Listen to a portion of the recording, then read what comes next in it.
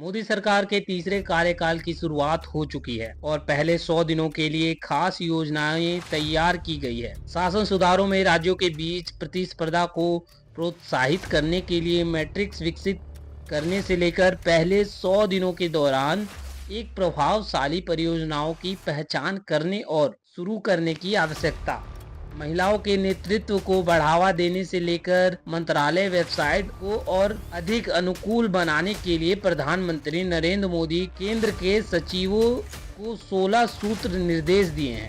सूत्रों के अनुसार प्रधानमंत्री की ओर से 29 जून को सचिवों के साथ बातचीत के दौरान ये निर्देश दिए गए हैं कि एनडीए सरकार के तीसरे कार्यकाल में उनकी यह पहली बातचीत थी। इस बातचीत के 2 दिन बाद कैबिनेट सचिव राजीव गौबा ने सभी सचिवों को पत्र लिखकर इन निर्देशों के आधार पर तत्काल कार्रवाई शुरू करने को कहा है। बजट में हो सकती है खास घोषणा। प्रधानमंत्री ने सभी केंद्रीय मंत्रालय से बजट के बाद वेबिनार की योजना बनाने को कहा है।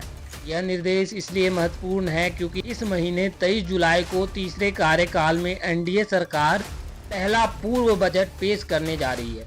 27 जून को संसद में अपने अभिभाषण में राष्ट्रपति द्रौपदी मुर्मू ने कहा था कि इस बजट में आर्थिक और सामाजिक फैसलों के साथ साथ कई ऐतिहासिक कदम भी उठाए जाएंगे।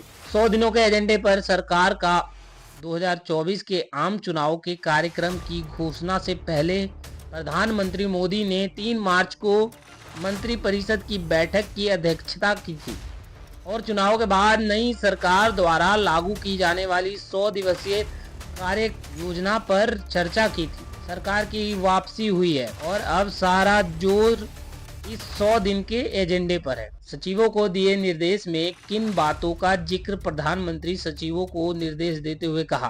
प्रधानमंत्री ने सचिवों को निर्देश देते हुए कहा कि वे राष्ट्रीय सेवा योजना, राष्ट्रीय कैंडिडेट कोर, भारत स्काउट्स एवं गाइड्स में समन्वय स्थापित करके युवाओं को राष्ट्र निर्माण के पर्याप्त अवसर प्रदान करें। फिलहाल इस खबर में इतना ही। तब तक के लिए मुझे दीजिए इजाजत और बाकी की खबरों के लिए बने रहें नव 24 न्यूज के साथ।